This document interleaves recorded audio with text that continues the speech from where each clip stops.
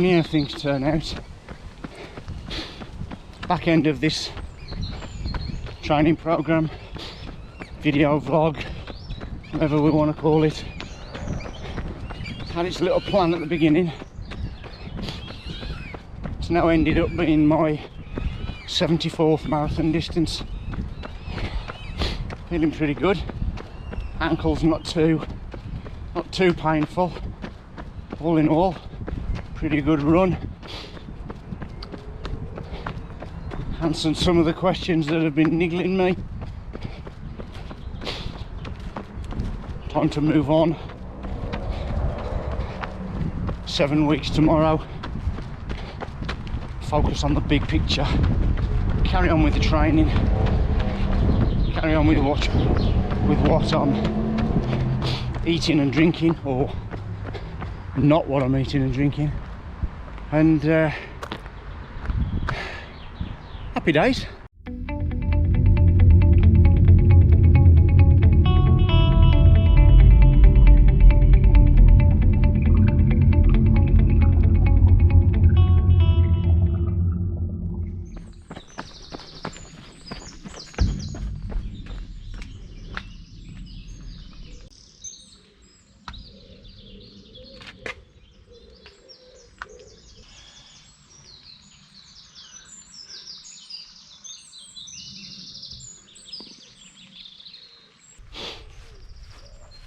Always sniffing.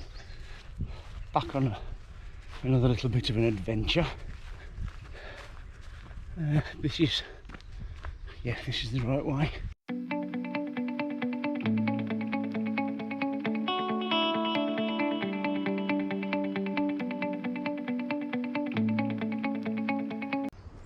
That fence there, it's the end. Is it called a siding? Siding is part of the network system, the network rail system that goes into Wolverhampton train station. That's one of the ends of the sidings, and this, I think, is the start. There used to be a line basically this way, and it's a familiar route to myself and Mrs. G. Like I say, I haven't done this for a while. It's a little bit overgrown, not much of a path to what was before, but yeah, we're out on another adventure post Worcester Marathon. So there's a few questions answered by doing the Worcester Marathon. It sort of opened my eyes, a bit of realisation, sort of an acknowledgement of the respect that the marathon distance and any greater distance needs as regards to training, nutrition, hydration,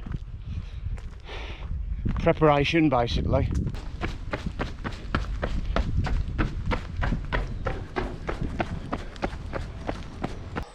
Snack time. I always seem to have a bit of a disaster with my little snacks and bits and pieces I bring on the runs with me.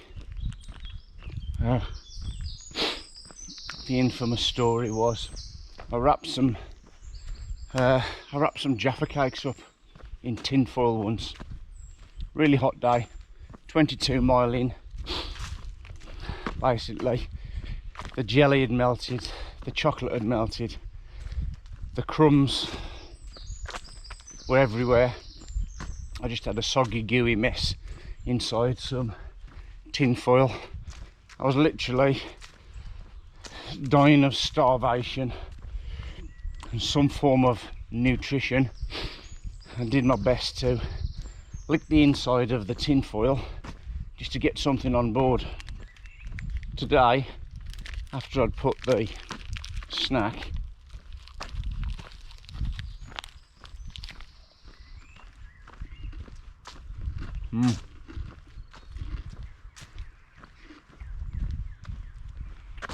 after I put the snack in my bag, subsequently sat on my bag. Not good, very dry, but we do need something at this point in the run. 13 mile in, got a fair way to go.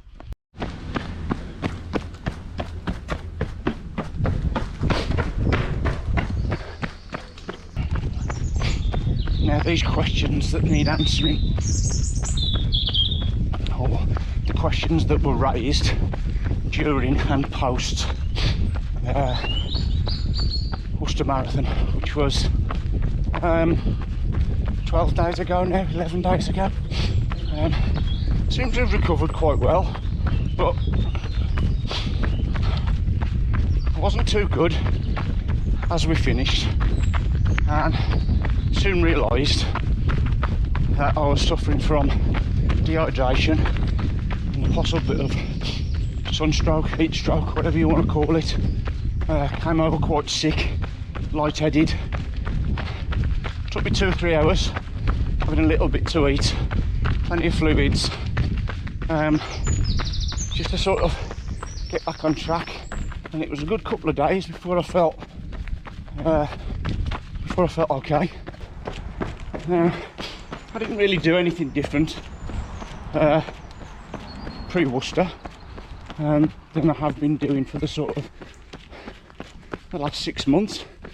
Eating and drinking the same, exercising the same, probably getting similar amount of miles, laying off the miles a couple of weeks leading into Worcester, but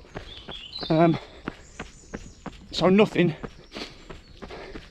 really to warrant feeling a bit bad and not quite being on the ball on the day.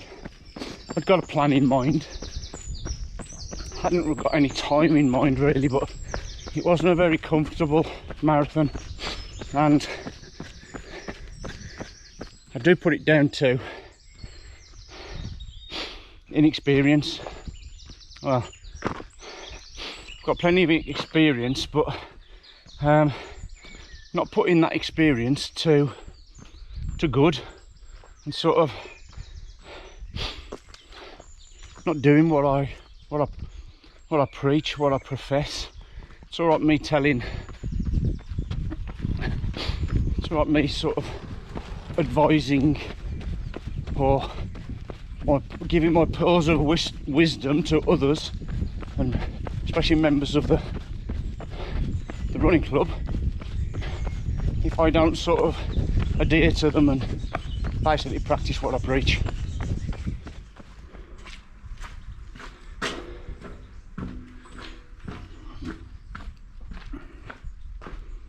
How cool is that? I'm going to go through it again.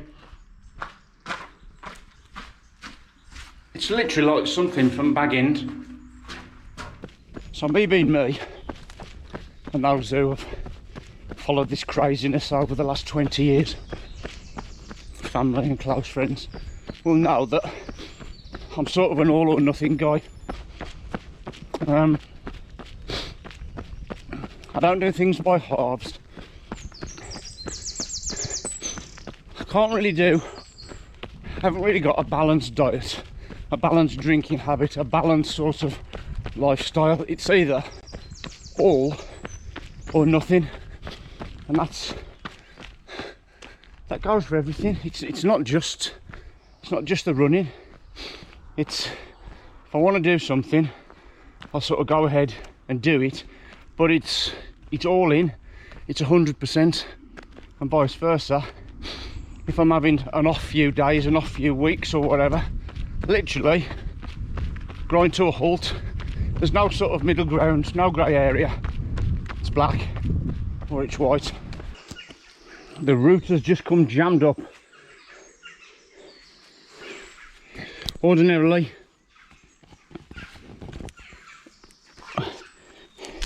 I'd run straight the way through, but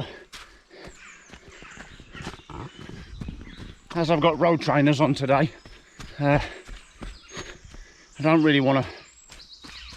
Good grief. Pacing, yeah, pacing, that's what it's all about.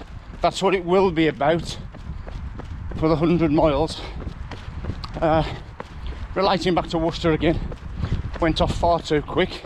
Race conditions, again, practice what you preach, Mr. G. Don't get carried away at the start with the masses.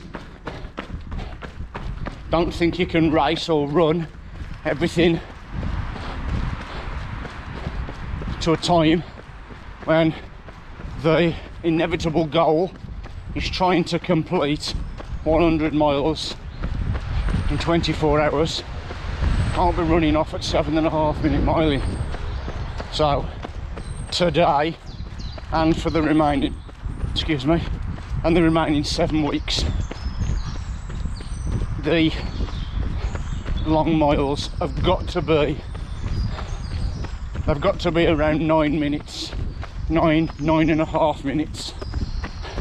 Try and maintain that as long as possible throughout the long distance training and the event itself.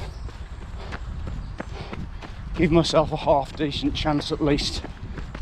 So all the questions I'm basically trying to answer, not just on this run, but over the next 6-7 weeks. Really questions that I know the answer to anyway. It's just making sure I do them. Basically, give myself the best possible opportunity to do this craziness, so that should I not complete what I want to do, there's only certain reasons why that happened. I don't want to be thinking I didn't complete it because of overate. I didn't complete it because I haven't trained enough. I didn't get through it because I've been drinking too much. So basically anything I can do between now and then and on the day to aid this challenge, I need to do it. Like I say, give myself the best possible, give myself the best possible opportunity.